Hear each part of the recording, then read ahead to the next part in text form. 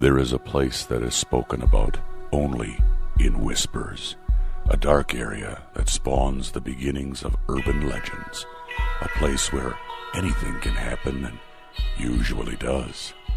During the light of day, it hides just outside of view, but when the sun goes down, spirits, creatures of the night, roam free, and things do go bump in the night.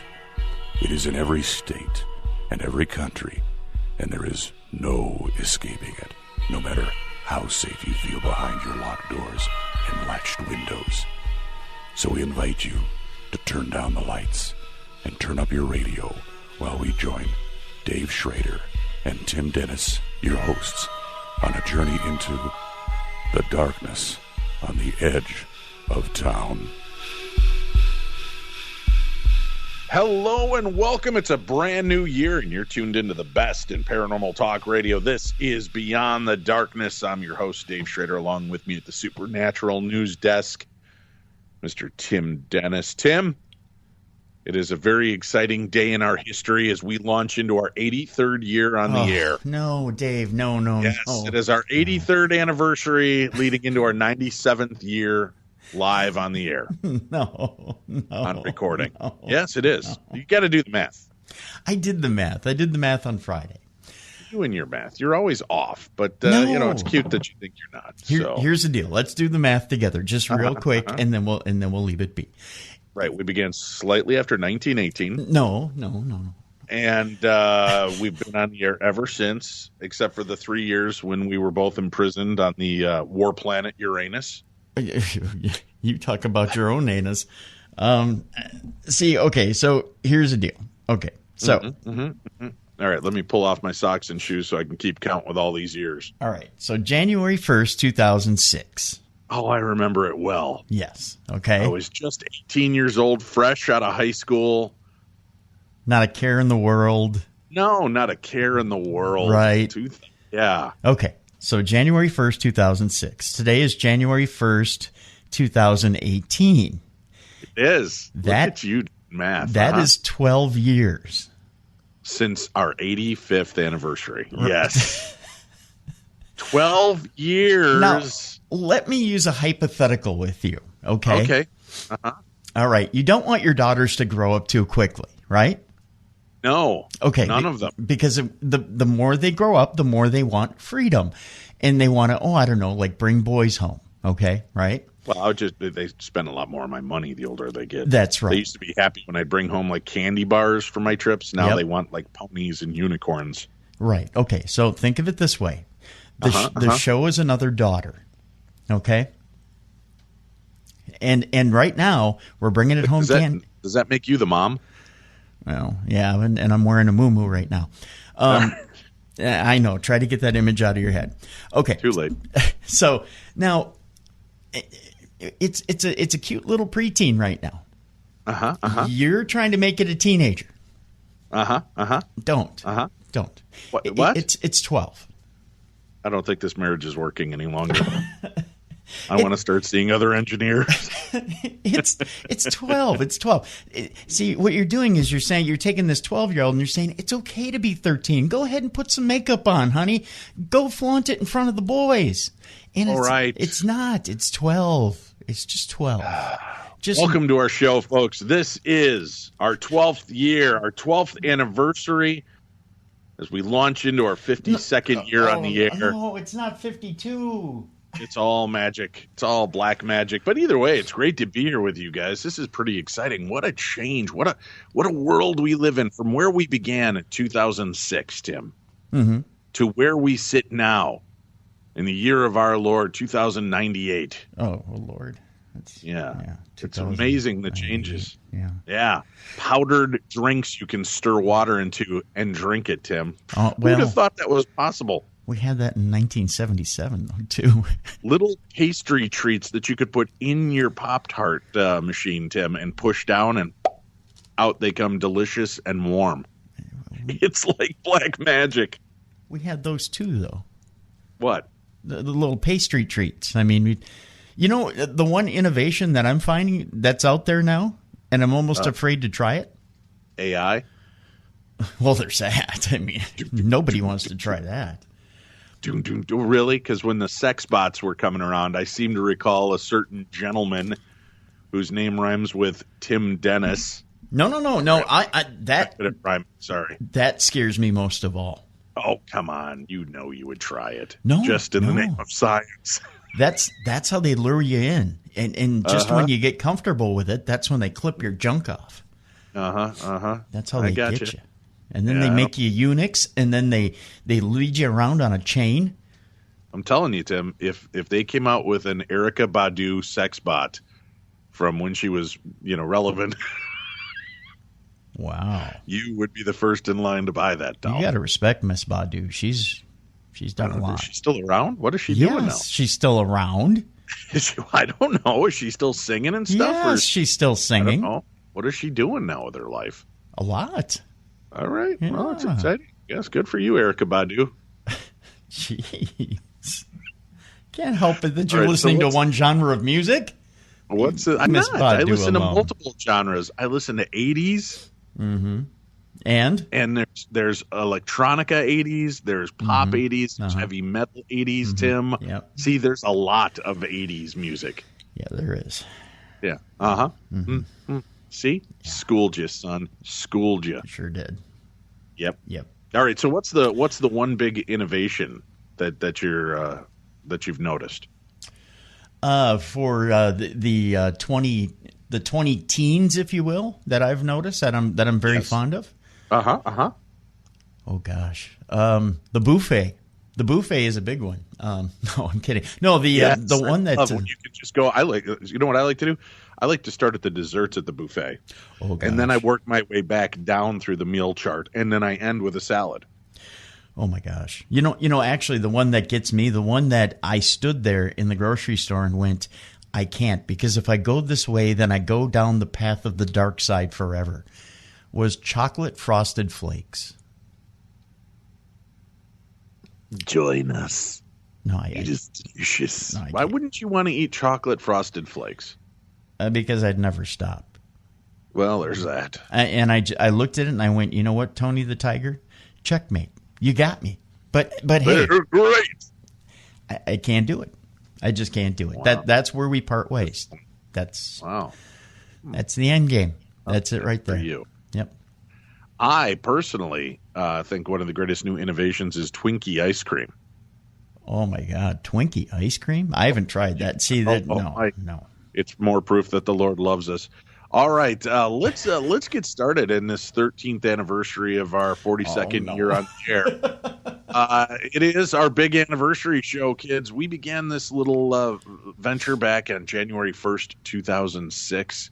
And Tim and I have gone through different iterations, but we have never left the airwaves for more than, like a week, like last week. Yeah. Where we just take a little bit of time to ourselves and our family. But it's great to be here and back with you to kick off a whole new year. Let's start with some supernatural news. What's been going on in the world around us for the last few weeks, Mr. Dennis? Let's start off with theory, Dave. It's always about theory.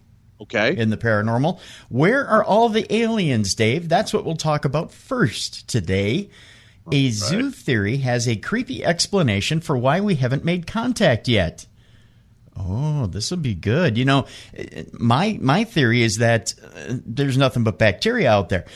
But, other people have theories like, well, maybe it's because we're not up to their technology. Maybe they are trying to make contact and we're just not, we're not advanced enough yet? Well, December has been a crazy month for extraterrestrial life, from a New York Times article exposing secret alien research programs to Elon Musk's SpaceX missile launch over Los Angeles that sent the city into alien hysteria for a few hours. Did you see that picture, by the way, online, Dave? I did. Well, actually, what's interesting is we have some mutual friends in California and Arizona who are all live video streaming this stuff. Right, yeah. So I was watching it unfold. At first, I was what the hell are we looking at, as they were.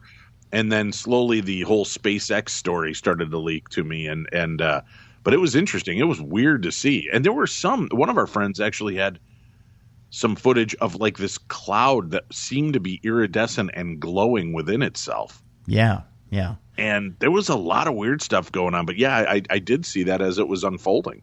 Yeah, it was at first when you looked at it, it was like, okay, that's a bizarre looking corona up there in the sky. But then, just a little bit of fact checking without getting out of control about stuff, and you would see that it was the SpaceX rocket. But people continued with it for days, even after people put the information out there. Hey, it's a SpaceX rocket, and I don't know. It's just one of those things. The article goes on to say, it seems unreasonable from a scientific perspective to think that we're alone in this universe or even the galaxy. But if there are aliens, why haven't we met them yet? The answer may be complicated. One popular theory to explain why aliens have not made open contact with humans is the zoo theory. John A. Ball, an MIT radio astronomer, has proposed the theory in 1973, suggesting that aliens may be purposely avoiding contact with humans so that they don't interfere with our activity, similar to zookeepers at a zoo or nature preserve. ETI, extraterrestrial intelligence, may be discreetly and inconspicuously watching us, but not dabbling, Ball wrote in his paper on the subject. According to this theory, we are too unevolved and uncivilized to be a threat or burden to alien life, but rather than interfere with our natural evolution, they monitor us from afar. Of course, they aren't completely perfect in their effort to stay out of human affairs, which is why we have several thousand alleged sightings each year. This is only one of several theories on why we haven't made official contact yet. Other theories suggest that there may be alien life out there, but it's not advanced enough to reach out to its cousins in other neighborhoods. Much research has been done to support this idea, particularly surrounding Saturn's moon. Is it Enceladus? Yes, Enceladus. Okay. Enceladus? Enceladus? Might have been. I don't know. Enchilada? Can I call it enchilada just to piss off everybody out there? God, I would love some. I'll call it enchilada. It's okay. Close enough to dinner. This moon has a salty ocean beneath its icy crust. You may insert your joke wherever. But according to David Brown, a researcher at Warwick University Center for Exoplanets and habitability is our word for today. Dave, I don't know why I said it like Lou Costello, but I did. Habitability, Dave. Who focuses on studying this moon. Any life that might exist here would be likely microbial. Furthermore, even if life were more advanced, if it did reside in an ocean rather than on the planet's surface, space travel would likely not be a top priority. Alan Stern, a planetary scientist at the Southwest Research Institute, previously told Newsweek. Then again, some argue that the possibility that we have made contact with aliens, but the government is keeping it hush to prevent hysteria and fear is also a possibility. According to a New York Times article this month on the topic, the U.S. government has been tracking aliens for years. The main source in the Times article was Luis Elizondo. No, not a school teacher from the Bronx. He's a former Pentagon worker who ran a program called Advanced Aerospace Threat Identification from 2007 to 2012. That, according to New York Magazine. According to Elizondo, aliens are real and the government knows it. There you go. Sneaky bastards. I know, right? That in itself just, yeah. I don't know. I'm still, that's it. I'm still up in the air on the whole thing, to be honest with you. What? That they exist? Well, come on, man. There's too much starting to come forward. As a matter of fact, I think one of your upcoming stories kind of goes over some of the other interesting bits of info that came out this year. Yep. But I have it right here. The UFO existence proven beyond a reasonable doubt, says former head of Pentagon alien program. Now, the existence of UFOs has been, quote unquote, proved beyond a reasonable doubt, according to the head of the secret Pentagon program that analyzed the mysterious aircrafts. In an interview with British broadsheet The Telegraph, published on Saturday, again, that Luis Elizondo we were talking about told the newspaper of the sightings. In my opinion, he said, if this was a court of law, we have reached the point of beyond reasonable doubt. I hate to use the term UFO, but that's what we're looking at, he added. I think it's pretty clear this is not us and it's not anyone else, so no one has to ask questions where they're from. Elizondo led the U.S. Defense Department's Advanced Aerospace Threat Identification Program, investigating evidence of UFOs and alien life from 2007 to 2012 when it was shuttered. Its existence was first reported by the New York Times last week. Elizondo was not able to discuss specifics of the program, but he told The Telegraph that there has been lots of UFO sightings, adding quotes, and witnesses interviewed during the program's 5 years. Investigators pinpointed geographical hotspots that were sometimes near nuclear facilities and power plants. They also observed trends among the aircrafts, including lack of flight surfaces on the objects and extreme maneuverability. Elizondo told that to the Telegraph. There were never any display of hostility, but the way they maneuvered in ways no one else in the world had, you had to be conscious something could happen, he said. Despite Pentagon funding running out in 2012, Elizondo oversaw UFO work for another 5 years before resigning in October of 2017 out of frustration with the secrecy of the investigations. He had pushed for videos of the possible alien sightings to be made public so people could see the footage. In his resignation letter to Defense Secretary Jim Mattis, Elizondo asked, "Why aren't we spending more time and effort on this issue? There remains a vital need to a certain capability and intent of these phenomena for the benefit of the armed forces and the nation." Elizondo told the Telegraph he'd like to see someone prop up the probe again. Wouldn't we all? That's what they make medication for. I'd say bolster the program. We want NASA to find life on different planets, but we have highly educated pilots here, and they're seeing something they can't understand. On top of that, Dave, 2 Navy airmen and an object that accelerated like nothing I've ever seen. That's the quote in this story. The following recounts an incident in 2004, and it was actually recounted by the New York Times. That was actually a week ago. It was recounted by the New York Times when all of this was coming out. It recounted that advocates of research into UFOs have said that this is the kind of event worthy of more investigation, and that was studied by a Pentagon program that investigates UFOs. Experts caution that earthly explanations often exist for such incidents, and that not knowing the explanation does not mean that the event has interstellar origins. Commander, and this is the incident right here, Commander David Fravor and Lieutenant Commander Jim Slate were on a routine training mission 100 miles out into the Pacific when the radio in each other of their FA-18F Super Hornets crackled. An operations officer aboard the USS Princeton, a Navy cruiser, wanted to know if they were carrying weapons. 2 CATM-9s, Commander Fravor replied, referring to dummy missiles that could not be fired. He had not been expecting any hostile exchanges off the coast of San Diego that November afternoon in 2004. Commander Fravor, in a recent interview with the New York Times, recalled what happened next. Some of it captured in a video made public by officials with the Pentagon program that investigated UFOs. "Well, we've got a real-world vector for you," the radio operator said, according to Commander Fravor. For 2 weeks, the operator said, the Princeton had been tracking mysterious aircraft. The objects appeared suddenly at 80,000 feet and then hurtled towards the sea, eventually stopping at 20,000 feet and hovering. Then they either dropped out of radar range or shot straight back up. The radio operator instructed Commander Fravor and Commander Slate, who had been given a similar account, to investigate. The 2 fighter planes headed towards the object. The Princeton alerted them as they closed in, but when they arrived at merge plot with the object, naval aviation parlance for being so close that the Princeton could not tell which were the objects and which were the fighter jets. Neither Commander Fravor nor Commander Slate could see anything at first. There was nothing on their radars either. Then Commander Fravor looked down to the sea. It was calm that day, but the waves were breaking over something that was just below the surface. Whatever it was big enough to cause the sea to churn. Hovering 50 feet above the churn was an aircraft of some kind, which was whitish, that was around 50 feet long and oval in shape. The craft was jumping around erratically, staying over the wave disturbance, but not moving in any specific direction. Commander Fravor said, the disturbance looked like frothy waves and foam, as if the water were boiling. Commander Fravor began a circular descent to get a closer look, but as he got nearer to the object, it began ascending towards him. It was almost as if it were coming to meet him halfway. Commander Fravor abandoned his slow circular descent and headed straight for the object.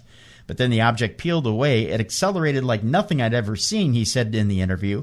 He said, pretty weirded out. The 2 fighter jets then conferred with the operations officer on the Princeton and were told to head to a rendezvous point 60 miles away called the Cap Point in aviation parlance.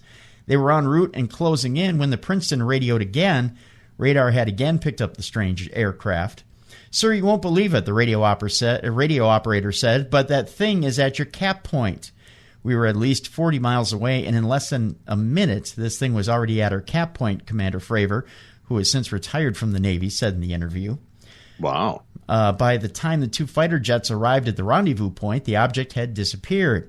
The fighter jets returned to the Nimitz, where everyone on the ship had learned of Commander Fravor's encounter and was making fun of him at that point.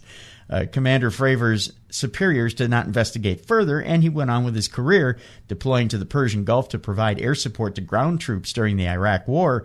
But he does remember what he said that evening to a fellow pilot who asked him what he thought he had seen. "I have no idea what I saw," Commander Fravor replied to the pilots. "It had no plumes, wings, or rotors and outran our F-18s. But," he added, "I want to fly one." Yeah, God, who wouldn't? Sounds but that's pretty impressive when you've got guys with that kind of caliber of background also impressed by what they saw and, maybe not willing to jump on the alien bandwagon, but definitely realizing that what they're seeing was not normal. Most definitely, yeah. Very cool. All right, Tim, where are we going to go next in the world of supernatural news? We're going to stay with the aliens theme, Dave. In 2018, I guess, we're talking about the year in review when it comes to aliens in 2017. And this article talks about why 2017 was the year to believe in UFOs and life in the solar system. It's one of the big philosophical questions we all love to ponder, and is there life beyond Earth? We still don't have any firm evidence that there is, but that doesn't mean that 2017 wasn't an exciting year for alien enthusiasts. There are some of the biggest stories of the year out there, and they're these. Jaw-dropping new exoplanet discoveries. All told, scientists announced the discovery of more than 100 new exoplanets this year. It doesn't seem like that many, but there were actually. The new worlds present an incredible spectrum of what planets beyond our solar system can look like. And even better, many of them have been intriguingly like Earth, rocky and placed within what astronomers nickname the habitable zone, close enough but not so close to its star that liquid water can exist on its surface. This year's new haul of planets included Little Rocky LHS 1140b. It's so memorable, Dave, I screwed it up. LHS 1140b. I thought that was a rapper's name at first. It is actually Little Rocky LHB. Yeah, he did a set with 50 on one of his joints, and Tim, that was very white of me. Yeah. The name is not 50. Okay, yeah, it's 50, it is yeah. Fitty. It's Fitty. I can't say Fitty, Dave. I don't. Fitty. I don't have the street cred to say Fitty. Also, Ross 128b. Was in there, and its unusually calm star and an even giant exoplanet tucked at the heart of our own galaxy. And NASA rounded out its year by announcing it had discovered an 8th planet in another solar system, making it the only one to match our own for the total tally. Also, anonymous claims of NASA evidence for alien life. In June, the global hacking collective Anonymous released a video claiming that NASA had evidence that alien life exists and is hiding it from the American public. The agency administrator, heavily cited in that video, quickly ruled out any announcement, and the succeeding 6 months have been very quiet ever since. The weird signal came up. The search for extraterrestrial intelligence got a brief boost in July when astronomers in Puerto Rico announced that they had spotted a strange signal coming from a star known as Ross 128. Further examination suggested that the signal came from one of the fleet of human-made satellites orbiting Earth, but for a few days, scientists scrambled to solve the puzzle that the signal presented. Scientists did spot their first interstellar asteroid, and I don't know, is it Oumuamua, I believe is how they pronounce it? I believe it's Oumuamua.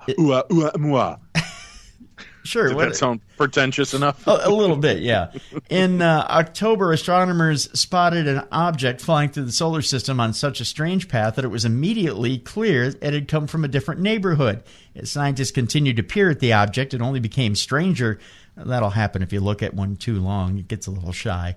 Their readings revealed it was oddly shaped and coated in organic matter. Astronomers jumped on the chance to check. Did you say it was Oumuamua? I forgot how you did it. Oumuamua. Just as long as you sound like a pretentious prick. Okay. That's the way to say it. For radio signals that would indicate it was communicating with aliens, but the search has so far found only quiet. A 5-year Pentagon program investigating UFOs was revealed. The New York Times story published in December here detailed the existence of the $22 million Defense Intelligence Agency project called the Advanced Aerospace Threat Identification Program, which, by the way, if you were listening to this program, doesn't come as that much of a surprise. When we were talking we were talking to John Greenwald, he basically told you this, people. It's on the Black Vault. The program looked into UFO sightings reported by military personnel, and since it has become public knowledge, its former head has expressed his certainty that aliens exist and UFOs are real. But 2017 wasn't all good news for alien enthusiasts. The year saw a particularly important delay in the hunt for alien life when NASA again postponed the launch of its long overdue James Webb Space Telescope. The telescope is designed to, among other tasks, study the atmospheres of exoplanets, including alien planets where ET just might exist. So there you go. See, that's a lot of stuff that's gone on this last year. Yeah, they've been a little busy. Yeah, a little bit. A little bit. And then the fact that I do think it's pretty interesting that they found some more of these habitable, these Goldilocks zones. And they found one set that was a complete, 8-planet set similar to ours. I don't know, man. I think it's fascinating. I got to believe there's something else going on out there besides microbial bacteria that we could wipe away with a Clorox wipe, Tim. That's all it takes. That just doesn't seem right. Yeah. I use the orange ones because I like the smell. Oh, I do too. The citrusy smell. Yeah. I'm partial to those.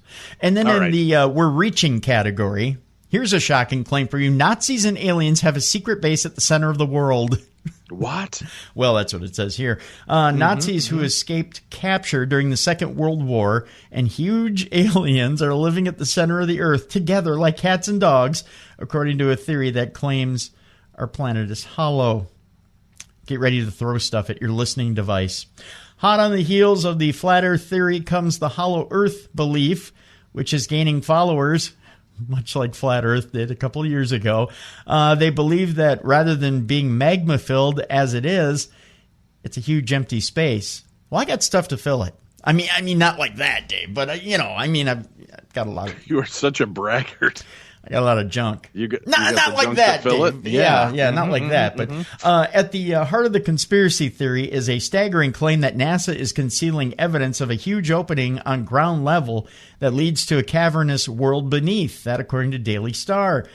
Believer Rodney Clough has written a theory in his book, Top Secret, Our Earth is Hollow. He jibed at believers. Why do you laugh? There have been some really interesting people that believe that theory, that there is a hollow Earth, an Earth within the Earth, like even Admiral Byrd. But he didn't go for the obvious, Dave. He didn't go for hobbits. He went straight to Nazis and aliens. At least start where small. Where else would you hide a Nazi if you didn't? Right? You just lift up the crust of the earth and sweep them underneath there, Tim. There he is. Oh, you found me. Yeah. Oops. Listen, E.T., stop touching me with your blinky finger. I'm trying to get work done. I'm here trying to take over the world, and there you are with your glowing finger. Okay, so at the heart of the conspiracy theory is a staggering claim that NASA is concealing evidence of a huge opening on ground level that leads to a cavernous world beneath. So Rodney Clough jibed at believers of the flat earth theory, accusing them of being so wrong. You are so wrong, flat earthers. It's all hollow, like a Cadbury egg. He said, except for there's no caramel in the middle. It's just delicious, delicious those aren't Nazis. Really hollow. They're usually filled with whipped cream, egg yolky crap, or unless caramel. You get the caramel, yeah. But instead, it's still, you didn't let me finish. It's filled with delicious Nazis and aliens. Yeah. He said, I don't know how the flat earthers can be so confused. Oh, see, he went after the flat earthers.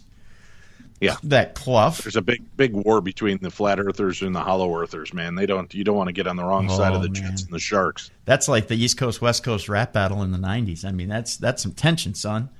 Mr. Clough claims the shell of the Earth is only 800 miles thick. Oh, only 800 miles. And there is an interior sun at the center of the planet. He said a superior race of alien humans who see themselves as the guardians of the planet live at the center of the Earth. Of course they do. Mr. Clough said they regularly spy on us using spacecrafts and flying saucers. The majority of UFOs actually come from inside our planet, Mr. Clough went on to say. Most hollow earthers believe there are 3 entrances to the inner Earth. You put 2 in there and then 1 in the other, Dave. That's the shocker, they call it when you. Wow. 2 near the poles and 1 in the Himalayas, if you know what I mean. That's where you can get into it. The theory has its origins in ancient Greek, Buddhist, and Christian beliefs, although I never learned that in Sunday school.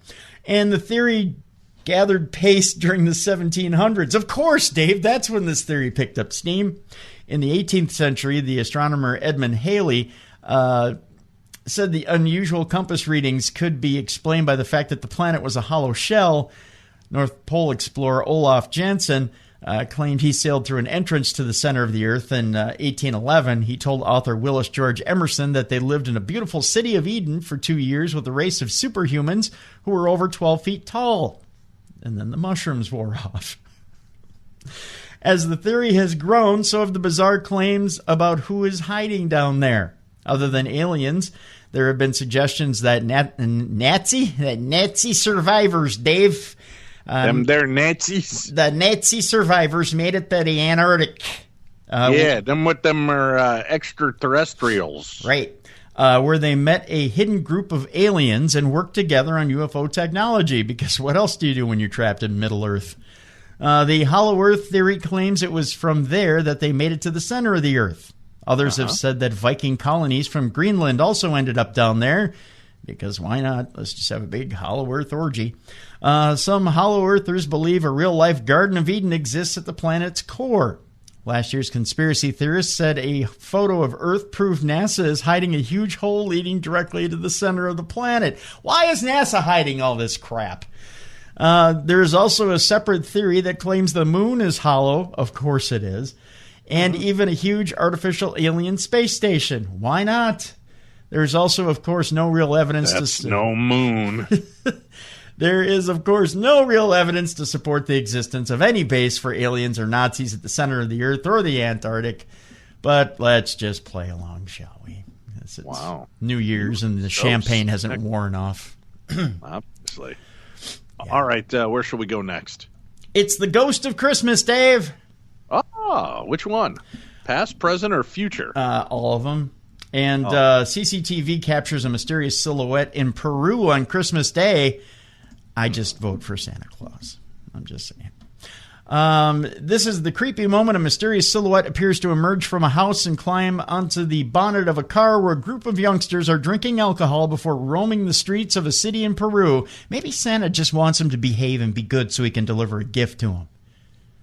Maybe. The eerie sequence of events has led locals in the winter sports and adventure mecca of Huaraz to dub the unexplained shadow of the ghost of Christmas. TV stations in the South American country have helped the images picked up by street cameras to go viral. MPHZ Seguridad Cuidadana, that's what it is. The council-controlled organization whose CCTV was behind the startling footage has insisted no manipulation occurred and has been unable to explain the shadow. The footage was filmed in the early hours of Christmas Day and posted on MPHZ's Facebook page on Wednesday with the headline, CCTV cameras capture paranormal activity. It shows a silhouette emerging from a house near a parked yellow car where a group of youngsters were drinking alcohol before resting on its bonnet for several seconds and then moving off along the street. A spokesperson for the camera operator said CCTV operators were monitoring a yellow car where the occupants were drinking alcohol near Junior Atusparia Street and Confraternidad Sur, which you could tell my Spanish is impeccable. I love your accent. Yeah, it's very much Midwestern. When they witnessed to their surprise... I'll take a tostada and one of them burritos. I should never get lost in Peru because I'd be like, can you get me to the corner of Astuparia Street and Confraternidad Sur?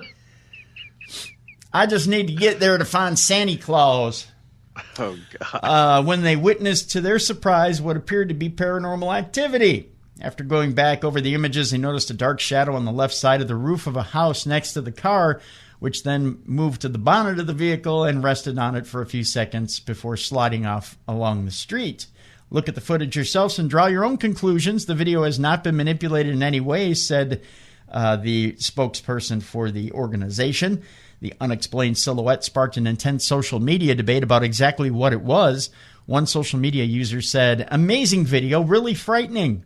Jose Antonio Agreda wrote on Facebook, "Ghosts also want to drink alcohol." Yeah, there's some deep thoughts put into that one. Yeah. You know what I do find interesting? I did watch the video. Okay. And maybe you can put a link up to it for today's show, Tim. But I thought it was interesting. I thought it was an interesting piece. Although, here's my thought. I think that a very small bug is crawling on the lens of the CCTV camera, giving the impression that it's something moving down there. However, it moves kind of human-y. I don't know. Is that a word, human-y? Human-y, yeah. That's what it says. Teo Vargas thought there was an easy explanation for the shadow. And he says people are so stupid thinking about ghosts when it's a spider on the camera lens. Huaraz is the main tourist center of Peru's Ancash region and is one of the most important cities in the Peruvian Andes near the Huascarin National Park, or as I would call it, the Huascarin National Park. National Park. Yeah, if you could direct me over there, that'd be great. Hey, real quickly, since we're at a new year, let me mention this. Barry Strom, who's been a regular guest on our show, has sent over some predictions for the new year. Oh, good. And I got to be honest with you, one of them is really creepy. Well, two of them, actually. First is that there will be a terrorist attack in San Francisco. He also says the current pope will retire before his time. Really? The next pope will also serve a short term. And he says the greatest danger to our country is going to be fires. Next, alien disclosure will take place within the next 2 years. And here's something that, boy, this just sounds like it's wrought with all kinds of bad things, Tim. Okay. North Korea is going to do something to interfere with the Olympics taking place in South Korea. When we are so close to kind of warlike conditions with the country, and I don't know, you got a guy who keeps testing missiles and claiming he can hit America. Does it make you wonder what he means by that? Does it mean that he's going to hit America proper, or is he going to hit our Olympic athletes? That's, being that the Olympics is in, I think it's South Korea, isn't it, this year? Pyeongchang, I think. It'd be very easy for him to fire across the DMZ. However, to do so starts an international incident. And I mean, but at this point, this guy has already shown he doesn't care. And his threat that he's going, that he could hit America, I'm just wondering, like I said, what does he mean by hit America? Mean hitting our country or hitting our people in South Korea for the Olympics? I think, and not like he's proved he's the most stable guy in the world, but I think he keeps testing the length of these ICBMs and how far they can go. He can hit LA right now. That we know. Although it's more realistic for him to try and hit, I think it's Hawaii than it is for him to hit LA. I think he's actually honestly trying to hit America. That's the deal. He's trying to hit America. But it'd be so easy to hit the Olympics. Although then I think you turn, right now you piss on the Americans, you take a shot at America. Every other country can kind of go, well, I think we're going to let America handle this. But I think if you hit the Olympics and you hit other countries and their people, that kind of turns the scope from every country in the world onto you. Well, you don't want, if you're Kim Jong-un, you don't want China up your backside or Russia or any of these other countries that potentially are allies coming after you. The Olympics is a bad target. But think about this for a minute. Barry might have just tied two predictions into one, and he did predict a terrorist attack in San Francisco. Now, it would be very easily it could be easily misconstrued that an attack on San Francisco that could have come from Kim Jong-un could be claimed by ISIS. And ISIS could claim to have that capability, and you could have two groups fighting over the same attack. Yeah. You know? Either way, it's going to be ugly. But I just, boy, the idea of going to South Korea for the Olympics on the heels of what's going on right now, that just seems like a poorly planned idea. Although they're saying brutally cold temperatures in Pyeongchang, South Korea, are posing a threat to the Winter Olympics. 6 people have been treated for hypothermia at a recent concert that was held at the Olympic Stadium, which is an open-air stadium, and it's reportedly too late to build any kind of roof on the stadium and too expensive to install central heat. So it's going to be an interesting change, that's for sure. But I got bad feelings on that. So again, his 6 predictions, and I don't think these are necessarily going to take place in the next year, but these are the 6 predictions he's putting out this year. A terrorist attack in San Francisco. The current pope will retire. The next pope will also serve a short term. And fires will be our biggest danger, well, which has kind of been what it has been for the last 3 or 4 years. Right. Alien disclosure will take place within the next 2 years, and that North Korea will do something to interfere with the Olympics in South Korea. So that's what Barry Strom has come up with for this year. Thank you, Barry. We'll keep an eye on it. I hope you're wrong. That's very interesting. Very interesting indeed. Want to move to Phoenix?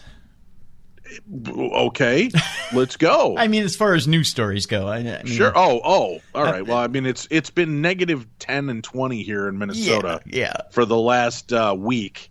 In the month I have to move, of course, it's negative 10, and then with the wind chill, it's negative 2 billion and 8. Tim, right. I don't know if you know that.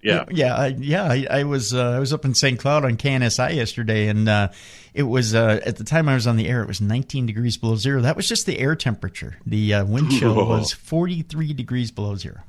Holy Christmas! Yeah, and you know that drive. It's an hour and some up there and back. Yeah, and my van was not happy with me. A Phoenix man has turned to social media for help with paranormal activity. It starts with knickknacks being moved around the house. Then it was kitchen drawers being opened. The haunting experience culminated then when Rudy Calderon's family saw a Yiddish word scrawled on a bathroom wall with what appears to be charcoal. Well, maybe you want a brisket. That's what I do. When I want brisket, Dave, I just take charcoal out and I write on the walls. Is that wrong? Yeah, but basically you don't want to do that, and especially writing Yiddish words, Tim. That's not your thing. Okay, it isn't. I probably misspell a lot.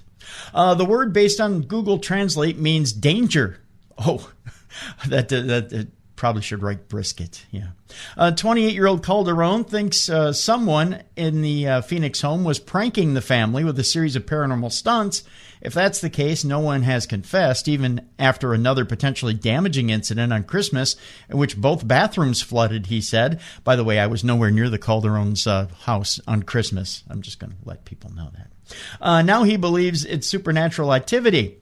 I don't think this is natural. I think there's a supernatural entity involved, Calderon said, but I can't say one way or another. Calderon uploaded the pictures and a video of the ominous images to his Facebook account on Christmas Eve. Since then, more than 450 people had shared the post as of Wednesday afternoon, and the video has been viewed 70,000 times. Dozens of comments have been posted, many of them offering advice on how to deal with troublesome spirits. It's no viral sensation, which by today's standards would require at least 1 million views within a week, but it's more interaction than Calderon has ever seen. For the past few days, our house that my grandfather, aunt, 2 cousins, and myself have been living in has been acting up, he wrote on his Facebook on Christmas Eve. We have been hearing noises. Objects appear out of nowhere. They move around. And yesterday, all of our kitchen cabinets were left open. All doors were locked, so no one could have gotten in, and we tried to blame each other.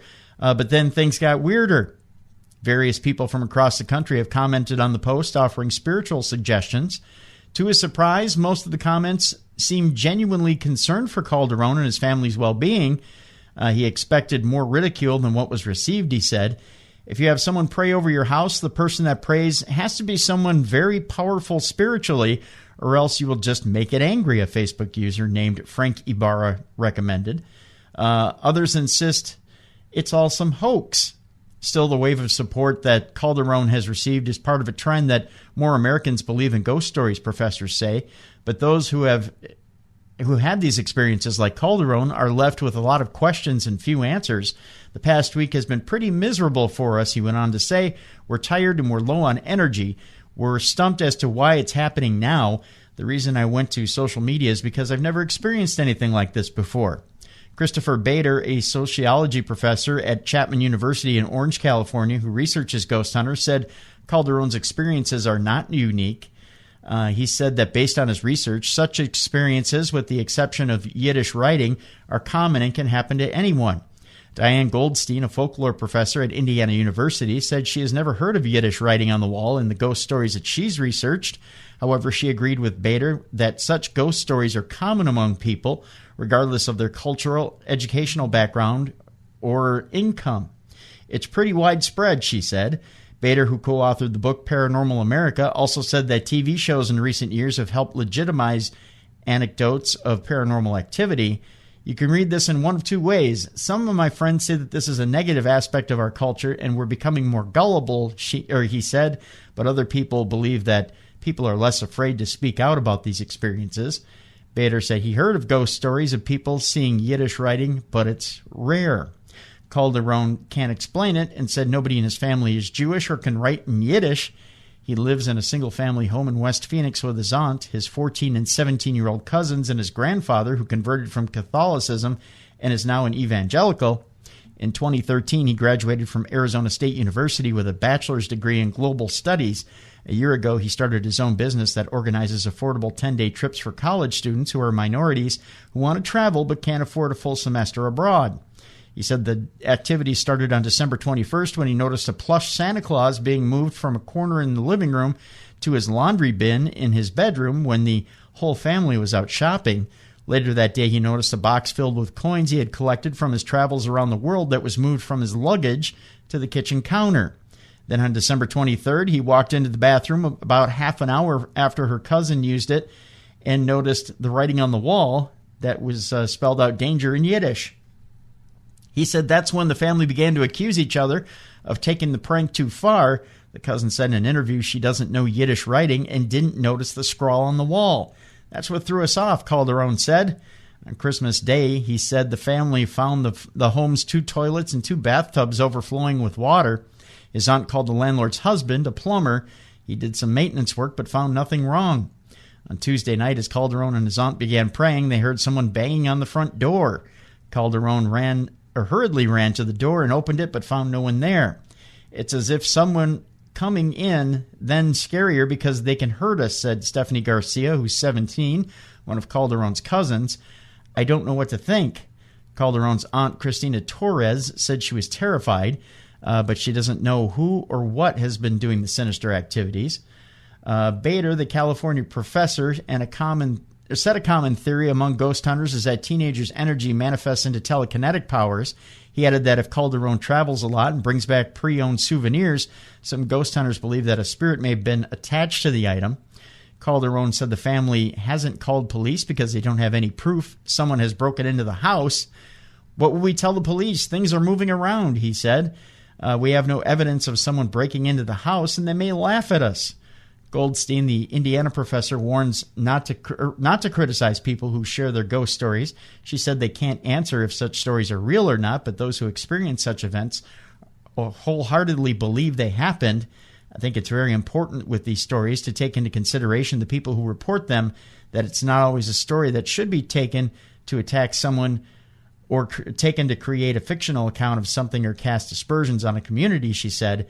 It's simply what they believe happened. Weird stuff. Hey, I do have an update, Tim. There's a documentary on Netflix called Extraordinary, the Stan Romanek story. Mm-hmm. We had Stan and we've had his wife Lisa on the show in the past when we were Darkness Radio. And people have found this documentary and we're getting droves of emails of when are you going to have Stan Romanek on? You should have Stan Romanek on. Just so that we're clear once and for all why we have not followed back up with Stan Romanek since the release of his documentary. Mm-hmm. Anger toward a Loveland police detective was expressed in an interview by Stan Romanek after a jury convicted the 54-year-old of 1 count of sexual exploitation of a child while acquitting him of a second similar charge. The jury's verdict comes 3 years after the arrest of Romanek, a Loveland resident, on child pornography allegations, several decisions on litigation involving witnesses in the case, and 5 days of testimony. Romanek, who is claimed to have been abducted by aliens and is considered an authority within the UFO community, faced 2 felony charges of sexual exploitation of a child, one alleging he possessed child pornography, the other accusing him of distributing child pornography.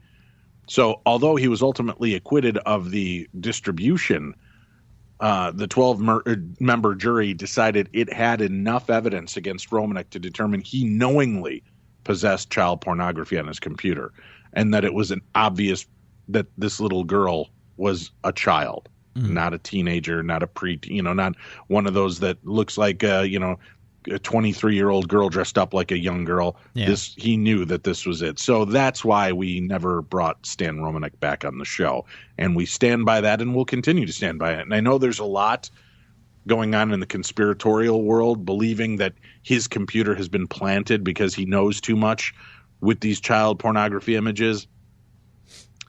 I can't take that risk. I respect children and our safety too much to even consider giving him a spot to talk about. And I think he's been basically somebody just informed me, and I can't remember it. Robin Dadoni, I think, might have been able to update me on this, but he's staying in like a halfway house now.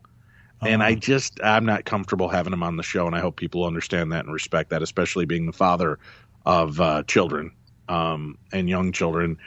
I find that reprehensible, and I'm just not going to take the chance of putting him on in the case that he really is that guy. Yeah. So, yeah.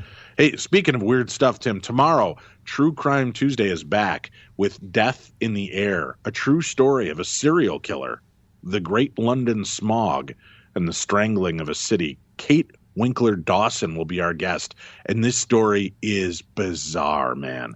This crazy London smog that ends up taking the lives of thousands of people while a serial killer is on the loose. It is like something straight out of a horror movie. That's tomorrow on True Crime Tuesday. So I wanted to make a quick mention of that. Where are we going to go next in the world of supernatural news? We go overseas where ghostly voices are calling "Let Me Out," and they've been recorded in a haunted former church by paranormal investigators. Eerie voices, hammering sounds, and unexplained orb lights were caught on camera as temperatures plunged to 8 degrees below 0 Celsius at Cold Christmas Church near Ware Hertz. At least it was appropriately named, Dave. Cold Christmas Church. Yeah. Cambridge ghost hunters took the video at the Grade 2 listed ruins, which have been a hotspot of ghostly sightings for decades. Cambridge 27-year-old Craig Jones, the group's lead and paranormal investigator, said the story behind the church is around Christmas. A lot of children died because of the freezing temperatures. It has also been known to have people doing witchcraft and devil worship at the church. It was extremely cold, hitting temperatures of under 8 degrees Celsius, or minus 8 Celsius, rather. In this video, you will see some of the finding of what happened on the night. The footage starts with a K2 meter, a popular ghost hunting device used to detect electromagnetic fluctuations going off in the grounds of the 15th century church tower. Strange hammering sounds are heard before an eerie growling is recorded saying, "Let me out."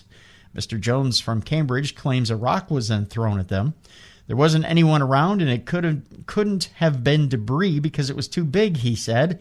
It was half the size of a football, but it was a rock, and they just heard a massive thud. The ruined church tower is the remains of Old Church of St. Mary and All Saints in Old Church Lane, Ware Hertz. It was demolished in 1853, and with only the 3-stage tower remaining substantially above ground. Numerous sightings of ghosts have been made there, including growling coming from within the tower, breathing sounds near its graveyard, and even apparitions of a marching army. Ghost hunters also believe the grounds were commonly used for satanic rituals by witches, and the church was built over unmarked children's graves. Mr. Jones added, when there was lots of children there, there was a lot that died because of the cold weather. We looked at all the graves, and there was quite a few graves of just children, and they died around November and December. They backdate to the 1700s. Fascinating. Yeah. One last one here, Dave. Psychics may hold the answer to Wall Street's future. It has nothing to do with actual trends or anything like that. It's psychics, Dave. Psychics. Well, that makes all the sense in the world. Sure. If you're convinced the normal techniques for calling the market are just not cutting it anymore, well, then you might consider the paranormal. Psychic intuition and planet-based predictions get dismissed as hopelessly flinky fare on Wall Street, but that hasn't stopped a slew of astrologers, spiritualists, and old-school soothsayers from weighing in on what 2018 has in store for investors. Uranus, Dave, has the habit of breaking the status quo and all the rules. Pardon me? Let's leave my anus out of this. That, according to Olga Morales, founder of Astrology for GAN Traders, a group that uses the zodiac to guide investments. Therefore, we'll see Saturn, governments, trying to control the revolutionary spirit of radical Uranus. You know, the government's always trying to control our anus. That sounds like a great alternative band from the 80s. Government-controlled anus? No. Oh. No. Oh. Radical Uranus? Radical Uranus. Yes. It does, doesn't it? Yeah. It's a great punk band. Or new wave band, yeah. Translated into investor speak, that means that stocks could get bumpy even as market regulators get scaled back by President Trump and the Republicans, at least according to planetary cycles. Henry Weingarten, whose New York-based astrologers fund promises its clients a stellar performance, says this year's surge in the Dow was all about Trump and the planets, and that they are aligned for more gains to come. That 25% increase is primarily due to Trump and his horoscope, Weingarten declared during a web seminar he hosted during the day of the winter solstice. Dear Darkness Radio, I listened to your show for paranormal, not to hear about Donald Trump. This is paranormal, though. This show makes me sad and breaks my heart when you start talking about politics. And it's obvious that you and Dave hate Donald Trump or love Donald Trump or don't even talk about Donald Trump. But you mentioned his name. So now I will never listen to your show again. Have a happy new year. Your biggest fan. Love and light. Don't forget that part. Oh, yeah. Love and light. Last year, he was under double Jupiter, Weingarten said of Trump. This year, he's under Jupiter and Neptune. The sky's the limit, he says. Still, the planet-minded stock picker admits we may have a sell in April and maybe a little sooner in commodities. Weingarten says he's long copper for both fundamental reasons and astrological reasons. While some monetary oracles look to the stars, others have visions that are financially focused. Laura Day, who doesn't like to be called a psychic, says she works with firms, traders, and occasionally investment novices to channel the future of specific companies and markets. I literally see things, she told the Post. Often I'll see world events coming up that clients would have no other way to predict. One topic keeps coming up is Bitcoin, she said, and Day sees a future for the digital currency. I personally would not write off that market, Day said, because of what's happening politically in our world. The concept is one that endures. On the whole, market forecasts from astrological and psychic sources don't appear to have fared any better than those from more traditional methods of number crunching and dart throwing. And last year, it should be noted, the biggest banks missed major events that rolled the market, including Trump's election, Brexit, and Dow 20,000. Next year, Goldman Sachs predicts that the S&P 500 could rise to 2,850 points, while the Bank of Montreal sees 2,950 thanks to Trump's tax cuts and higher corporate profits. Meanwhile, Wall Street soothsayers, whether normal or paranormal, seem to agree that the outlook for the non-investing average Joe is good. The everyday person who works for a paycheck is the person who it looks like is going to have the hardest time, Day predicts. So there you go. Interesting. That's it for today's Supernatural News? That's it. On this, our 23rd anniversary show? Yes, on our 75th anniversary. All right. Well, let's take a quick break. We'll come back. We'll share some Parashare stories right here on Beyond the Darkness.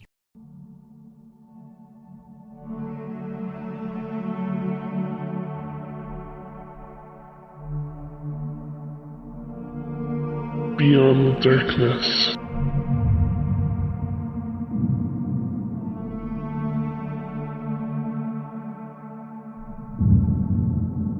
All right, we're back. It's time to dip into some of the emails we've been collecting since the show began back in 1908. So we celebrate our 277th anniversary today. Yep. Kicking off into our 412th year on the air. Oh, my God. It is our anniversary, folks. This is our 12th anniversary show as we launch into our next year of radio fun. So Yeah. I'm glad everybody's here to join in with us, and it's been such a pleasure working with you guys. Keep sending in your stories to dave@darknessradio.com. That's dave@darknessradio.com. Here's a story from Keith. Born and raised in Stoke-on-Trent, Keith has lived in Dresden all his life, and he says he never expected to one day tell his own version of a Christmas carol. Keith, who is now 48, had his experience just this last year, Tim. It was Christmas week at 2016, and Keith had been shopping to buy his wife and young son presents. The night was dark and cold. His long coat and scarf was whipped by the icy wind, which forced him to bow his head. Keith made his way down from Longton, through Gomsmill, and out past the cemetery into Dresden. The faint smell of ale hung in the air from the numerous nearby public houses, along with the aroma of fresh food being cooked. Keith headed up towards the top of Dresden Bank and along by Queen's Park. He says that the street was quiet and the ground hard and frozen. I was absolutely freezing and just wanted to get in and get warm, he said. Making his way past the short stone-topped wall to the park, he noticed something strange. A man was walking towards him wearing what looked like antiquated, possibly even Edwardian clothing. He had a long coat on, a stick, and what looked very much like a stove-top hat, explained Keith. Trying not to stare at the bizarrely dressed man, Keith glanced up every now and then as he got closer to him, the sound of the man's boots could be heard clipping the pavement. As they were about to pass each other, Keith glanced up. That's when I saw his face, and it took my breath away. He had no features. It was blank, recalled Keith. Taken aback, Keith turned to look at the figures that passed him, and as he did so, the figure seemed to simply fade into the darkness. It wasn't like he walked away, said Keith. It was as if he just vanished. Keith, petrified by his encounter, started to run towards his home, only stopping when, breathless, he reached the sanctuary of the front door. It was, and still is, the most terrifying experience of my life, Keith told us. Most people won't believe me, of course, but that night I found out that ghosts are real, and each Christmas I will remember that encounter. That's a good one. What do you think of that tale? It's pretty good. Yeah, kind of freaky. Yeah. Faceless top hat wearing spook. Hey, Dave and Tim and all your listeners. Yep, that's right. I first heard you on Talk is Jericho, and I've been listening ever since. I've been fascinated by the paranormal ever since I can remember. People's stories on their experiences, TV shows, and any movie that's paranormal themed. Anyway, here's my story. Years ago, my parents would buy a house at auction, do it up, and sell it or rent it out. They were starting to wind down and decided that the next house they would buy, they would live there. It took a while, but they found one, and we moved in. The house was huge and needed a lot of work. It took about a year or a year and a half to finish. In this time, nothing happened until I moved into my room. I would hear creaking noises and what sounded like something moving around in the attic. My parents said, it's just an old house. The creaking is just the house settling. But the moving around in the attic, we needed to look into that. Could be a bird or something got in there somehow, and my dad took a look but found nothing. He said, if you hear anything tonight, let me know. But for the next couple of nights, there was nothing. Then one night I woke, and I couldn't move. No matter how hard I tried, I could not move, except my head. I looked around the room, and all my dresser drawers began to open, and my closet doors were open. Then all of a sudden I was able to move. I shot up out of bed, and the room was back to the way it was. I thought to myself, I must have been dreaming. Then the creaking was back. I told my parents the next day about the creaking, but not about what happened to me. My mom said, okay, how about this? We move you into one of the other rooms. So that day I moved into another room. I never went back into my old room again, and nothing else ever happened. So there it is. That's what I got. So with all that being said, I want to believe, but I need more. I'm still very much a skeptic. All the best to all, and I'll keep listening. P.S. Your British accent impersonations are very good. But, Dave, sometimes you sound like Stewie from the early episodes of Family Guy. What are you saying, Mark Wappling? Screw you.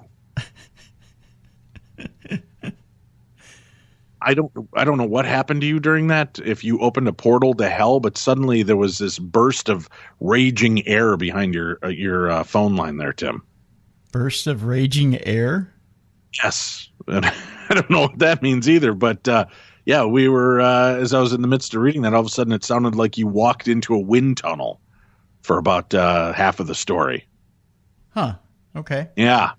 So, fair warning. I don't know if you need to close some portals or what's going on, but that was weird. All right, here's another Parashare. Hey, guys, thanks for reading my story about the Vietnam Memorial a couple of weeks ago. I wanted to share with you a story my dad told me at dinner. So we're discussing strange dreams or weird accidental trips on Ambien. We aren't drug addicts, I swear, when he brought up something that happened to him when he and my mother first got married. Side note, at the time, my mother was not on Ambien or anything of the sort. So apparently, she told him that one night she woke up and saw a little girl standing beside him, looking at him. The girl had brown hair and appeared to be somewhere between 12 and 14 and seemed to be eating a cookie. Oh, good news for you, Tim. There's cookies on the other side. Yay! He told the story. He said he absolutely believes what she saw and that he didn't think it was a dream. He seemed really adamant about his belief in it, which I found a little bizarre. So as I was thinking about it, something hit me. I asked if he ever had not had a child. I was kindly asking about whether or not someone may have had an abortion. And to my surprise, he said yes. He wasn't aware before it happened, but when he was younger, a girlfriend had done so without telling him. I asked if the age matched up, and it did. And he told my mother. She to this day has no clue, so no one could assume she didn't make this up to freak him out. I know that people have reported similar things after stillborns or miscarriages, so I thought you might be interested to hear this. Thanks for everything you do. Also, after you read my last story, I realized I said indentations instead of indentions. Like an asshole. I swear I'm not illiterate. Thanks, guys. And that comes from Brennan. Brennan, we never thought of you an asshole. We thought of you as the whole ass. If you're going to go out all the way. No, I'm just kidding you. All right. So I've got this. This kind of fits in the vein of the old Parashare, Tim. And this was sent to me, a news story from Elite Daily. 6 scary ghost stories like Dear David that will make you just as terrified. Now, we've talked briefly about this Dear David thing, this cartoonist or whatever he is claiming to see this kind of mutated young boy in his apartment. Mm-hmm. And he keeps taking photographs and having these experiences, but he doesn't want attention. But he keeps talking about it ad nauseum. I don't know. It's just kind of a weird situation and story. And I tend to think it's some kind of hoax, or not maybe even a hoax. That sounds like you're doing something for nefarious intentions. I think it may be some kind of viral marketing ploy. Okay. Would be my guess on that whole Dear David thing. Are you familiar on that? Have you weighed in on that yet? Yeah, we weighed in on it, I think, back in November. Yeah, well, you feel kind of the same thing? I can't remember, Tim. Yeah, yep. Okay, well, here's some stories. Pinterest isn't just a place for crafts. It's a paranormal powerhouse, which this holiday horror story suggests. It says, according to the author of this article, one of my favorite ghost encounters that I discovered on the social media site, an interesting take on the holidays, if ever there was one. All right. Well, they don't really even read it. It just huge. Okay, well, it gives a brief synopsis here. An interesting take on the holidays, if ever there was one, discusses how one child was transfixed by a red light in his home. After heading downstairs to check them out, assuming it was Santa unloading presents, the little boy was instructed by a deep, unfamiliar voice to go back upstairs. A huge crash ultimately sent him flying into his mother's room. The next day, he and his family discovered the poinsettia Christmas lights were torn off the banister, and a dry sink in the living room had been ripped down. It wasn't a home invasion, but it was definitely something. This story, which was originally featured on the Huffington Post, is one of 12 vignettes to make the rounds on Pinterest quite often. Here's the Tennessee Town Mystery. Final fiction. You know what? I'm not going to read these. I'm sorry, whoever sent me this story. Thank you. But all it is this person recounting the recounts of the story. So I'm going to just skip over that. How about them apples? That works for me. Those are good apples, I guess. Hi, Dave and Tim. Long-time listener here, but first time sharing a story. So to get to the main story I want to share, I have to give a little background.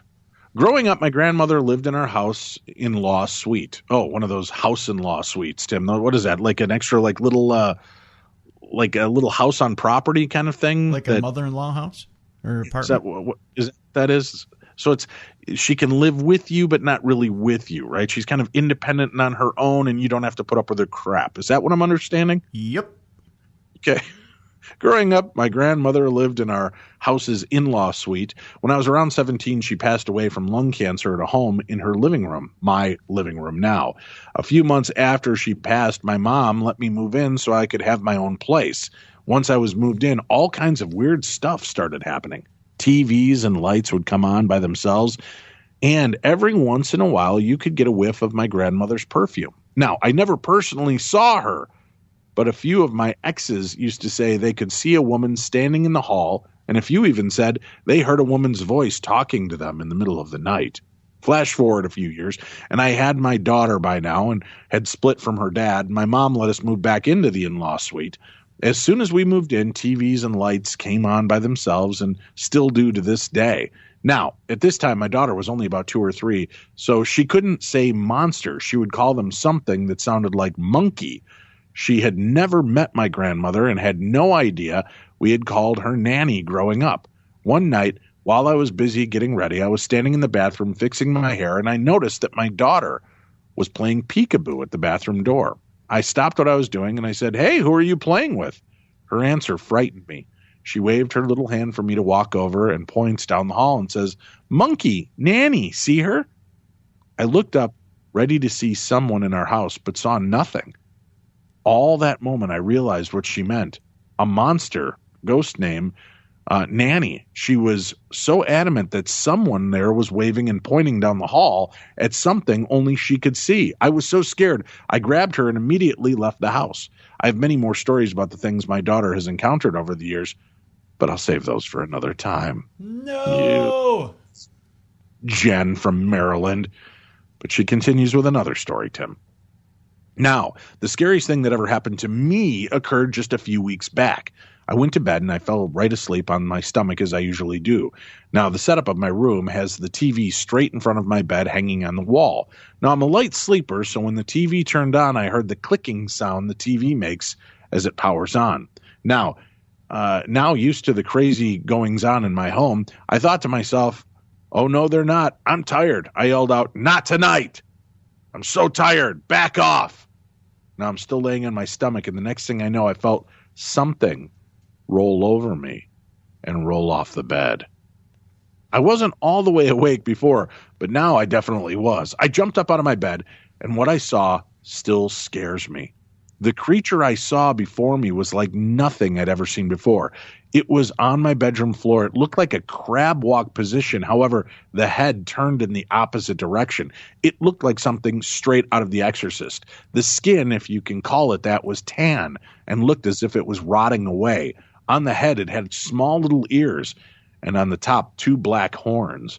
It turned around and looked at me with a big, black, soulless eyes and gnashing teeth, and all of a sudden it took off toward my bedroom door.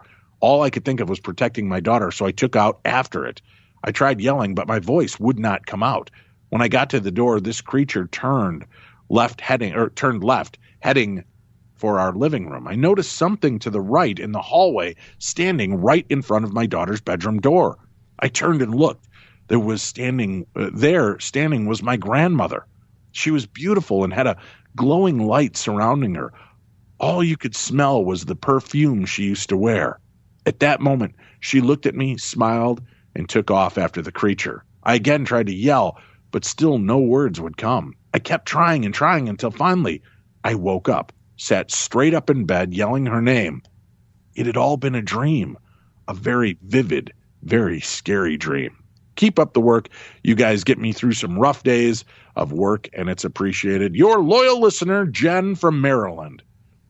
Well, if she was truly a loyal listener, Tim, she'd know not to tease us with more stories. She'd just write them all, send them all, and get them into us. That's all we want. That's right. Jen, just want to eat you up and spit you out when we're done with you.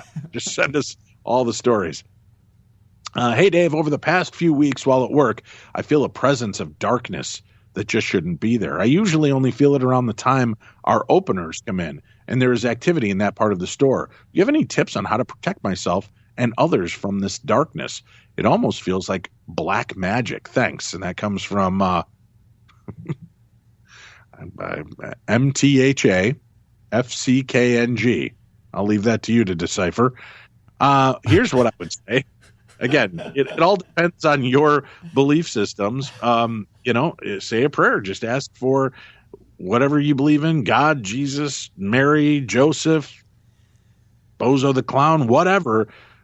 Pray that it comes in there, clears the path, clears out all of the negative energy and anything that doesn't belong there. And then just ask to have a thorny hedge of protection. I said thorny, Tim, not horny.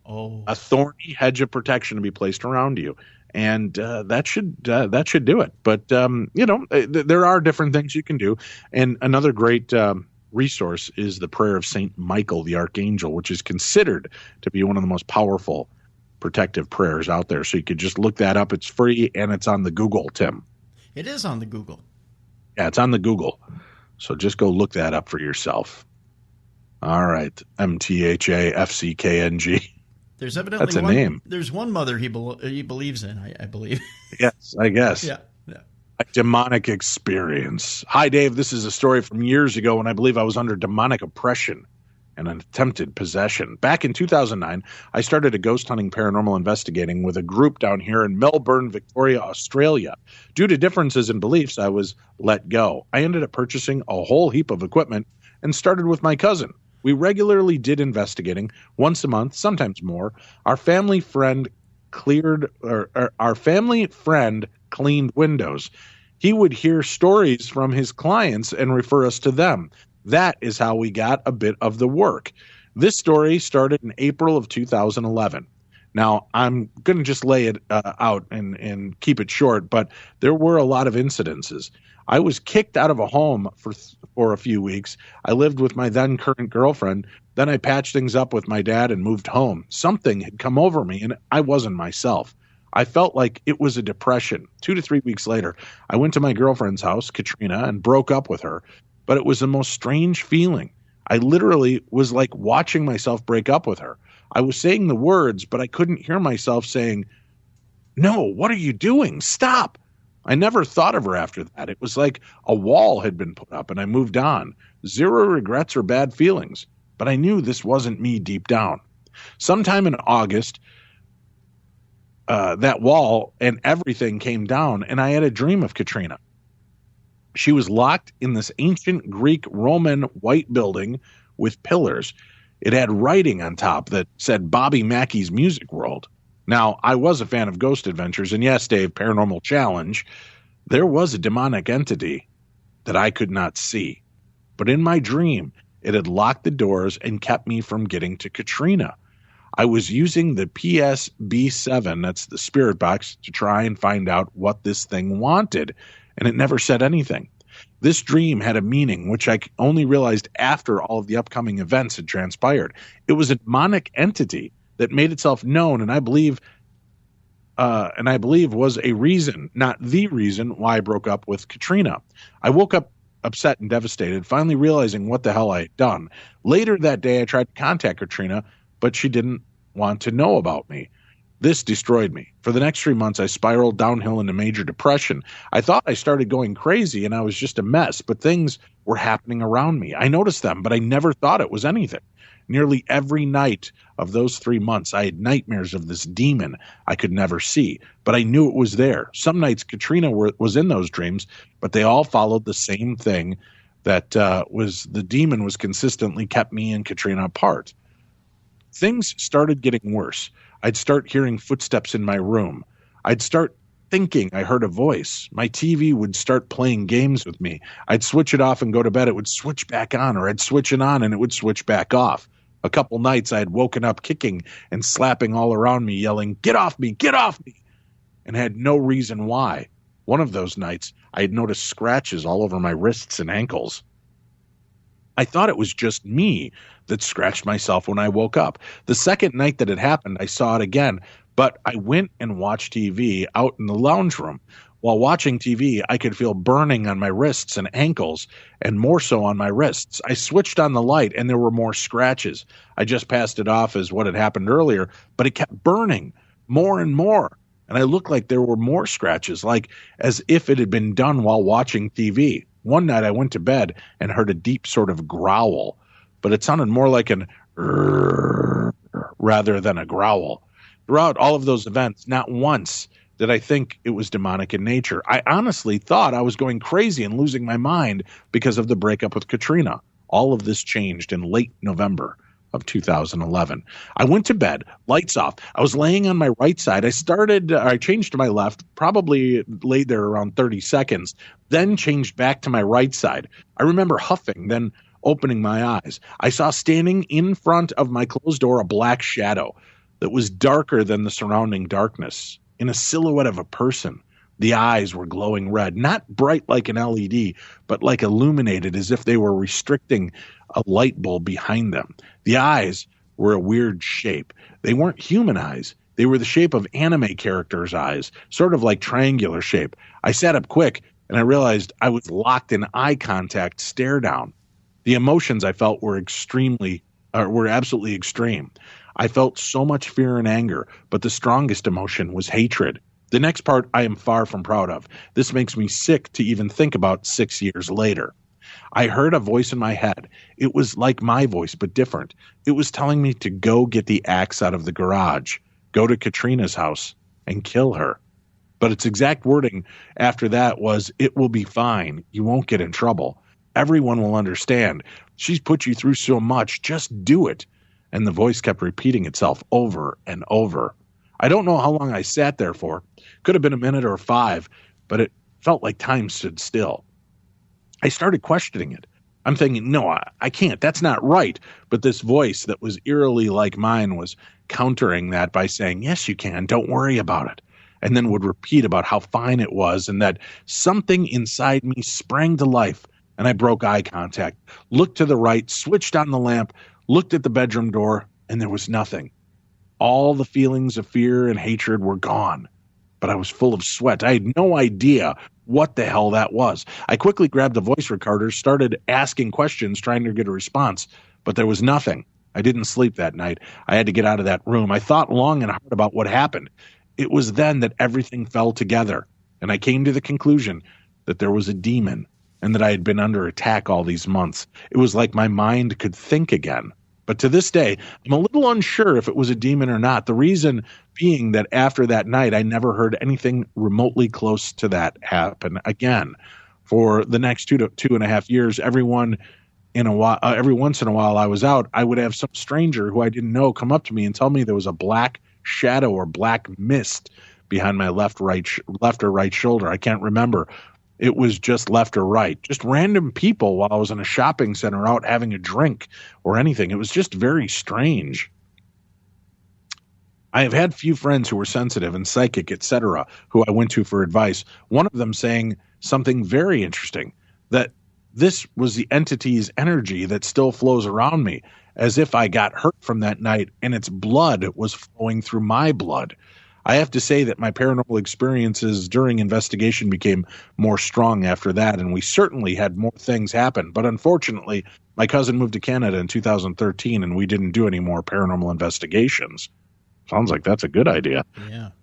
The incidents, which I'm 100% certain was a demon, made me realize some things. These are my own thoughts and theories, so please don't take this as what it is. Demons are a spiritual being, but they never came from humans. They are powerful beings from another dimension, but they are spirit, and so the rules of spirit world apply to them. For some reason, us humans seem to have some form of control over the spirit world. We are able to have them leave through various rituals or voice commands. We are a spiritual being having a human presence is what I believe. This is important because I believe the one goal of demons is to possess humans. Some people will tell you to pull away from God or something like that, but I personally believe it's because they want to walk this world. As I said before, demons are bound by spiritual law. They need to get energy to be able to manipulate anything in the physical world, just like ghosts might need to absorb the energy out of the cameras to make them have contact with us. Demons need to do the same, but on a much smaller scale, as they are much more powerful than a human spirit haunting a house. It takes a lot of energy for them to appear here and manipulate the physical. So, how can they do it so freely? By demonic possession. Once they get control over a body, the spiritual rules no longer apply to them. The physical rules now do. They can walk and talk through a body and use the entity it possessed as their individual. They no longer need to drain batteries or anything like that. How does a demon possess a person? By attacking them when they are down. From my experience, I could be wrong, but I believe I may have pissed off an entity during an investigation. This thing bided its time. I got kicked out of the house, and that's when it started. I slowly let it work its way into me. I was under demonic oppression. I could not see what was happening around me, and I believe it stopped me from connecting dots because it knew that I would seek help if I had the slightest idea of what was happening. I believe these demons will slowly work you, slowly breaking down your mental barriers, beating you to a pulp, attacking the weak spots. For me, it was my dreams. The thing clearly made itself known, yet I believe it also had enough control over me to prevent me from thinking it was a demon. It destroyed me, put me into a deep depressive state until one night it decided it was going to try and push me over the edge. I'm a bit separated by this next bit, whether it wanted to try to possess me that night or try to get me to commit murder, which would have completely destroyed any sanity I had left, leaving a completely defenseless mind to take over. This haunts me to this day, as I think if I wasn't mentally strong enough to look away and break this connection, I potentially could be behind bars. That's a scary thought. Those things are real. And this given me so much to think about, like some people who end up in mental health care or hearing constant voices or claiming voices in their head told them to do something evil. Are they actually hearing an evil entity? Is something trying to wear them down? After my experiences, I honestly believe there is more to demons than trying to pull us away from God. These beings are real. They are evil, and they prey on the people who are down. And that comes from Daniel. That's creepy, Daniel. I was starting to think as he was telling part of the story, it sounded more like alien abduction to me. A little bit, yeah. Waking up with the scratches on his ankles and his wrists, and then I don't know. It just had that vibe to it. But again, it could be that. I mean, they appear in a demonic state. I'm not sure. All right, Tim, we've got time for just a few more stories here before we wrap up our anniversary show. Okay. And how about if we talk about a haunted sorority house? Ooh. Yeah, I thought you'd like the sound of that. All right. Hi, Dave and Tim. I'm so glad you're on podcast and keeping the show alive. I often wanted to call my ghost story in, but wasn't sure if I could get through the whole thing verbally. After listening to your show today, I was moved to share my experience. In 1993, I lived in the Delta Zeta sorority house at St. Cloud University with 20 other girls. The house was built in 1883, as noted in a yellow brick near the front door. It was a 4-level limestone brick house with 4 bedrooms per level. The main level and entryway were covered in amazing wood paneling with a winding staircase leading to the second floor from the front entrance and a servant's entrance in the kitchen. What's interesting about this setup is that there were hidden passageways in the walls. So if you knew what panels to push, you could travel behind the paneling from the first to the second floor and from the front to the back of the house.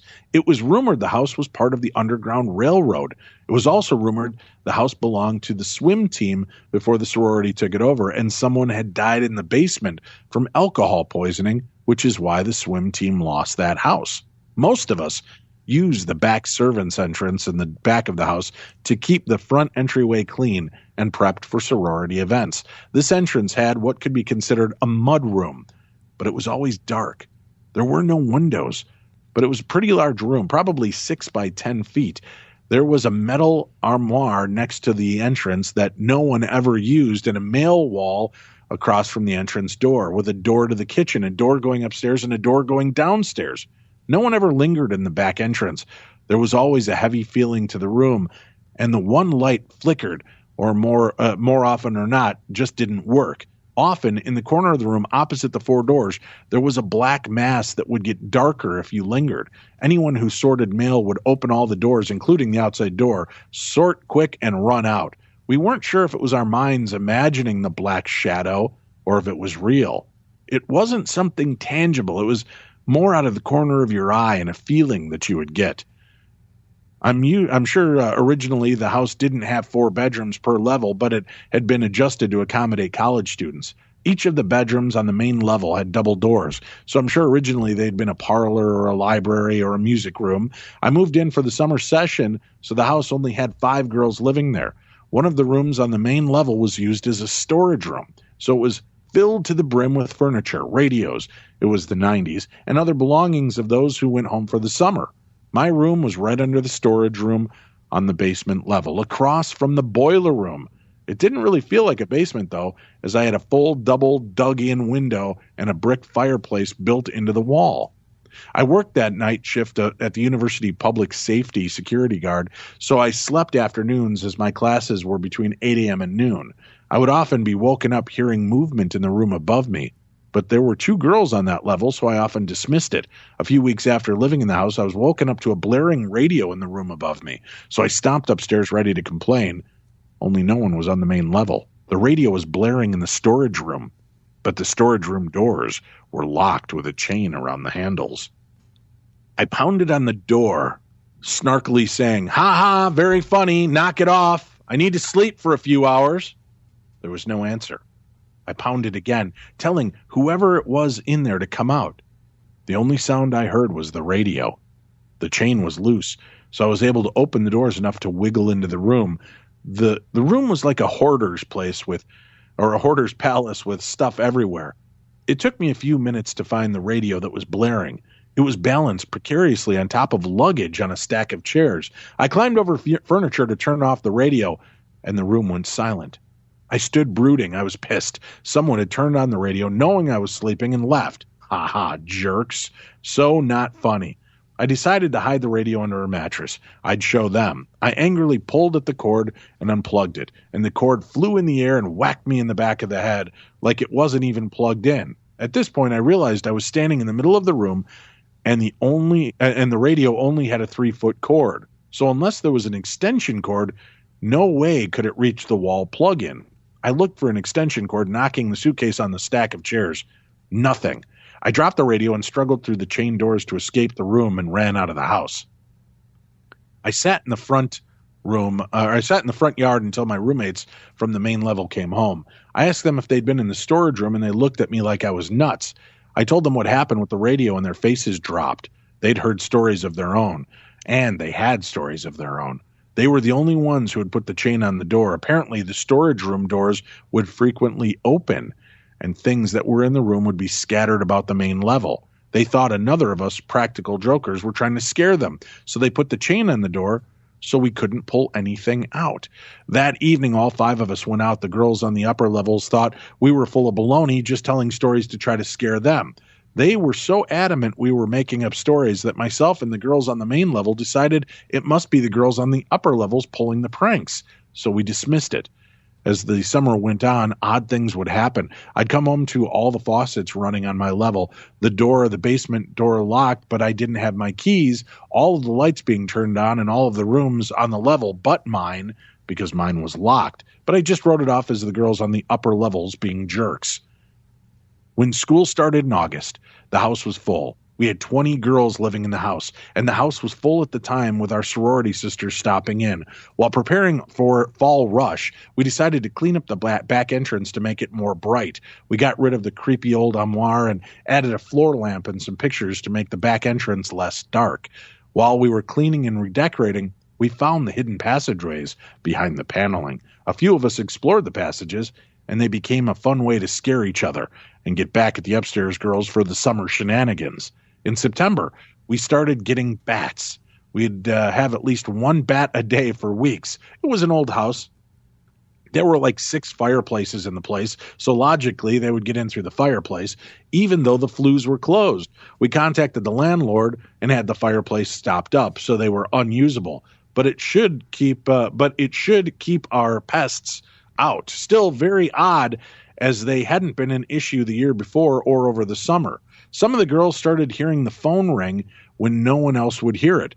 They would go up and answer the phone. They'd hear a man or woman saying, "We're going to kill you." Over homecoming, we had most of the sorority sleep at the house. This evening, the phone was answered and put on a speaker. Everyone heard a man and woman on the other end. "We're in the house. Better not wander off from the group." Everyone freaked out, and we called the police. The police came and did a full sweep of the house. They seemed a bit perturbed, finding nothing but 35 freaked-out girls. They told us that we were being silly and should quit drinking. Ironic, since our house was dry. After talking to each of us individually and determining we hadn't been drinking, they did another sweep of the house, this time including the hidden passageways. Nothing. The cops determined it was probably another sorority or fraternity prank calling us. When word got out, we had several fraternity volunteers offer to come over whenever we needed, no matter what time, to protect us. Probably more to find out our hidden passageways were that they actually existed, or to have an excuse to enter after hours than anything else, as boys aren't allowed in the house between 10 p.m. and 10 a.m. A few more weeks passed, and my roommates and I were in our living room watching Star Trek and doing homework. I vividly remember I was sitting at a desk. One of my roommates was in a chair. The other were on couches. The desk was directly across the room from a small hallway that went to my bedroom and the boiler room. I looked up and saw a man standing in the hallway. He was dark gray and brown. He had an old floppy cowboy hat on and a duster, but he didn't have feet. His legs just disappeared at the knees. I yelled, "What are you doing here?" My roommates looked up and screamed. He seemed surprised and slowly disappeared from the bottom up. It was the scariest thing I'd ever seen. But did I really see it? It was surreal. We all looked at each other. Then one girl grabbed a Post-it pad and started drawing symbols on it, posting them all over the place. This one girl was Wiccan. She said she was making protection symbols that would keep us safe and keep spirits away. I'm not sure if this freaked me out more or not, but I never removed any of those Post-it notes. We didn't have any place else to go. We were 18 to 22-year-old college students stuck in a lease contract. That night, we all slept on the top floor. Not much happened the rest of the school year. Many girls started sleeping over at their boyfriends rather than at the house. I probably only spent 6 hours a night at the house, on campus, at work, or with my friends as much as possible. The sorority found a different house and moved in. Who knows what happens there now? That's from Tiffany. Tiffany, you got to give me that address. Yeah. We got to go contact those guys and find out if that house is still haunted. What a weird, cool story. Thank you for sharing that story with us tonight, Tiffany. Hi, Dave and Tim. I've had quite a few experiences with the Mandela effect, but this one happened today, December 18th. I could have sworn Henry Winkler died in 2016. I even clearly remember thinking, oh no, not the Fonz. But I turned on the TV today and watched an interview with him taped today. Am I the only one who remembers this? Thanks, yep. Deb. P.S. I'm a grad student studying psychology with concentration in forensic psychology. I'm thinking about researching the Mandela effect for my thesis study. Do you have any proof you can point me to? Things are more objective than personal experiences. Well, no, Deb, because the whole idea of the Mandela effect is that we remember something that there's no physical proof of ever existing. That's the big issue with it. No, I don't remember the Fonz dying. As a matter of fact, he's on that new show, It's Never Too Late, and I love that. I watch that with my kids. So I don't know if you've seen that, Tim. It's a great show with Henry Winkler. It's got William Shatner, Terry Bradshaw, George Foreman, and some guy I don't care anything about. But it's a great show, and they kind of go all over the world to see and experience new things. Have you seen that? Haven't seen the show. I've seen the commercials, though. I think I'm going to check it out. Oh, you got to. It's absolutely hysterical. Great show. All right, we'll wrap up with this one. I stumbled across a YouTube channel, Paranormal Scholar. The hostess's voice sounds very familiar. Maybe someone you've had on the podcast, or maybe not. Anyway, here's my story. I'd been widowed about 6 years, and though I had dated some, I wasn't dating at the time of this incident. One morning, I woke with a start. Someone had a firm grip on my right wrist. I opened my eyes to find a woman's face very close to mine. She had golden curly hair and a somewhat round, pretty face. Then she was gone. I never saw the hand, nothing more than a face framed with that lovely hair. I got up and started the morning ritual, coffee ritual. While doing this chore, a bit of music started playing in my mind. An earworm, a melody I didn't recognize, but clearly a tune in the Irish tradition. Now, I do play Irish music, so I grabbed my whistle and learned to play the ditty over in my head. Once I got it, I opened a tune ID app on my phone and played the tune time in it. Good Lord, this is written very horribly. In a moment, it had a match. The tune, The Girl with the Yellow Hair. I nearly fell over. I'd never, ever heard that tune name before, nor was it any of the alternate titles in my CD collection. After time to recover from this second shock of the morning and a second cup of coffee, I went into the bathroom, this time with the sunlight coming in the window. As I reached up to dry my hands, I got my third surprise. There on the hand tile was a kiss of bright red lipstick, perfectly formed. I have no idea how it could have gotten there. At least 5 years have gone by. Nothing like this has happened again. I had hoped maybe this was prophetic, but I've met no one resembling this apparition, and that comes from Mike. Well, Mike, thank you for sharing your story. Thank you all for sharing your stories and being a part of our world for the last 82 years. We appreciate it. We're so thankful that you're here listening to the show, spreading the darkness and sharing it with your friends, relatives, and neighbors. Be safe, be kind, love one another. Tim, what's your final message on this anniversary special to our loving listeners? Don't get the chocolate frosted flakes. You're just going to go right to the hips. That's a good one to live by, folks. All right, take care. We will be back tomorrow with more of the best in paranormal talk radio as we launch in to our 12th year on the air here on Beyond the Darkness.